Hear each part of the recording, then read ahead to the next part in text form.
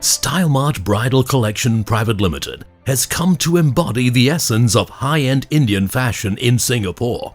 Its designs and creations adorn the brides and power women of Singapore with equal grace and elegance.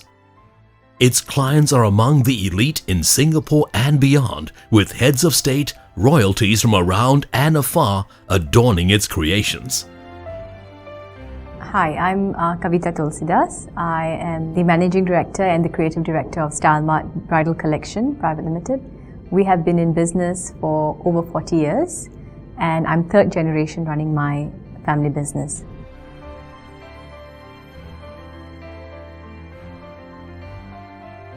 I born and brought up in Singapore. I'm a Singaporean. I was always involved in the business from a young age. I used to do merchandising trips with my mom from a very young age, from the time I was 7. I grew up to be a fairly fashion-savvy teenager, so I was very involved in the merchandising for the store from the time I was in my early teens. I grew up in the store. I would come to the store in my school uniform, and right till today, a lot of my customers will turn around and tell me, I have seen you in the shop since you were a little girl when you used to wear your school uniform and hang around. That was really who I was. You know, I spent a lot of time growing up in the store. So Stylemart started from Changi Village, and it was there from the 1950s till 1980s. But it was a very small, business. My grandfather passed away when I was about 10 years old. So I did spend a good amount of time, and I got a chance to know him. Very jovial person, but he always was very, I would say modern in his way of thinking. He was a very jovial kind of a person, and he took life with a certain, I could say with a very positive attitude. So he always had hope, and I think I learned that from him. I think it is very important for a business person to always be able to strive and never give up. And I saw that in him until he had the shop till the day he died. I saw the body move out of the store. So that was his perseverance. But Mummy started off by bringing in high-end Indian fashion to Singapore, and she started off in the 1970s from home. She used to have sari parties. She used to have clients and friends come to our house, and we had a room that was dedicated to like a store, dedicated to her business. And I saw her, from those early days of managing the house, managing the kids, managing her clientele. And her first office was on Seligi Road, exactly where I am now, on the 4th floor. And that was in 1981. And that was her beginning, basically, where she first started. And I studied in Australia, and I got married at a very young age. And Manoj was working for the French government at that time. So I was in France with him for 3 years before moving back to Singapore. Even while I was living in France, I still continued being part of the merchandising team. I was still doing fashion shows. So I came back and I was pretty much had one leg in each place. But I think at that time is really when it was crucial that I was back home. And Manoj was also very, very understanding about it. And we came home to start a new life. Yeah.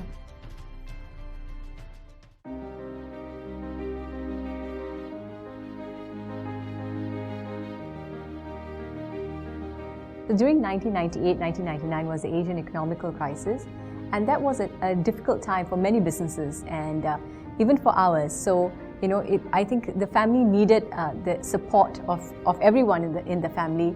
So there was no first day, really.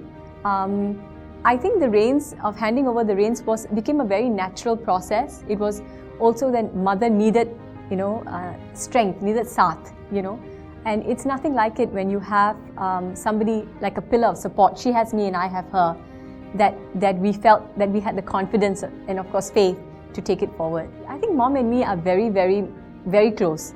And I think not only because we work together, we are very similar in our concepts. A lot of times business decisions when they are to be made, or even when we're in an environment or in a meeting, we are both thinking the same thing. And it doesn't take very much, even sometimes very subtle body languages for us to actually know what the other one is thinking. So both me and my mom, as far as our business is concerned, we are very, very in sync with, we understand each other completely. So we're very, very close that way. And I learned the reins of the business from my mom. So when I took over the business, I actually told her, I said, Ma, use your wisdom, your years of knowledge and experience, and use my strength, use my youth, and tell me what I should do. So for us, it was a win-win situation. Mother's years of experience and the daughter's youth and strength was what we needed to take it forward. I wasn't very ambitious, to be very honest. So I didn't really think that I needed a degree or a fashion degree to do what I'm doing. For me, I think the biggest schooling I got was in the store. Running the business was, they say the school of hard knocks is really the school I came from. I think it teaches you practical knowledge. I may not understand management lingo, and neither do I, conduct myself in that way. I think my vision and strategies in business is really gut feel. And I like to think that business is in my blood. I come from 3 generations of businessmen, and we talk business even in a family environment. I can have lunch or dinner at home with my mom, and somehow or other we never switch off. We're still talking business. So our business meetings are not confined to the shop and office space. It goes on in our lifestyles and the way we think. Every business has ups and downs. But I think what competition does for me, it actually fuels me. It's almost like ignition for me. Because the minute there's competition, you become a lot more aware. You become a lot more, it sort of, stirs up a little bit of a competitive spirit inside you. And that keeps you in check to take your business. In fact, it has always worked to take my business to another level. So if I'm here, and if you get too comfortable, then, you just stay there. But the minute there's competition, you check your back, you're much more aware of what's going on in your company, you want to do that extra mile, and it pushes you to the next level. I've only seen myself grow with that. Work-life balance is important, especially for a woman. It's different when men are running their businesses because they have their wives at home taking care of the family's needs and the children. So I think in a women's perspective, it's quite different. I think it's a lot harder in the sense that we have to be able to do multitasking. We do many things at one time. And I think for us, I think our priority will always be our children and our family. And with that, and then at equal priority, my children will tell me that my business is more important to me. They would say that to me. But they don't know that deep in my heart, they are the most important. So, which every mother would feel that way. So for me, I think it's about making sure that balance is always there, that work-life balance, that family business, both should not suffer one for the other. That's very, very important. That's a priority for me.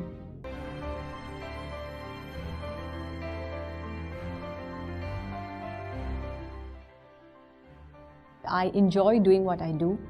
I don't do it as a job.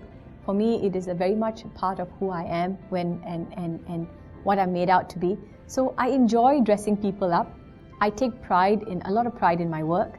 Stylemart today is a name synonymous with the Indian community and with high-end Indian fashion. And we have, had the opportunity to dress some of the most prominent people from Singapore and around the region. And I take a lot of pride and honor in that. And that really, is what I enjoy. My vision is very simple. I just make sure every day I do my best and deliver the best quality, the best product that I can to make a woman feel beautiful and make her feel confident. I think that is the kind of pride I take in the job I do. So for me, success is not measured by the revenue or, I think success is measured by how well you do what you do in your life and how happy you are doing what you're doing. The level of satisfaction and contentment has to come.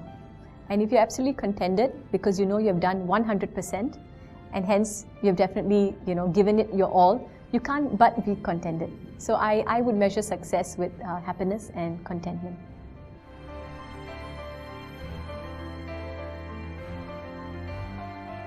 So one is, of course, we are constantly learning. Our radars are always on. Creative people are always with their radars on. When I say radars on, we are constantly receiving information. It can be something that we like. It can be a travel trip. It can be anything that our creative inputs are coming in and we are being inspired. So inspiration is very, very important. It comes when you're happy. At the same time, I think it's not wrong. In fact, I think that we should look at growing the team and getting creative input from different people, from different generations, because different types of people will add flavor. So customers can continue liking one taste for some amount of time, after which the taste will also change. So we also have to be adaptive, right? And to pick up those impulses. So if we're looking at it from a fashion perspective, the fashion world may seem very glamorous and may seem very exciting. A lot of young girls come out saying that they want to get into fashion because they think it's a very glamorous role. It can be at times, but you should also be prepared to pull up your socks and to sort of, get your hands and legs in the mud and do the job, because it takes, it is not something that no company can run by you sitting back behind a desk and expecting it to function. I think for me, really, it should be something that you are involved with on every level to some extent. Only then you understand the pulse of your employees and of your market. I think both is as important. Whatever you do it 100% and you do it well. Then there's no question of failing.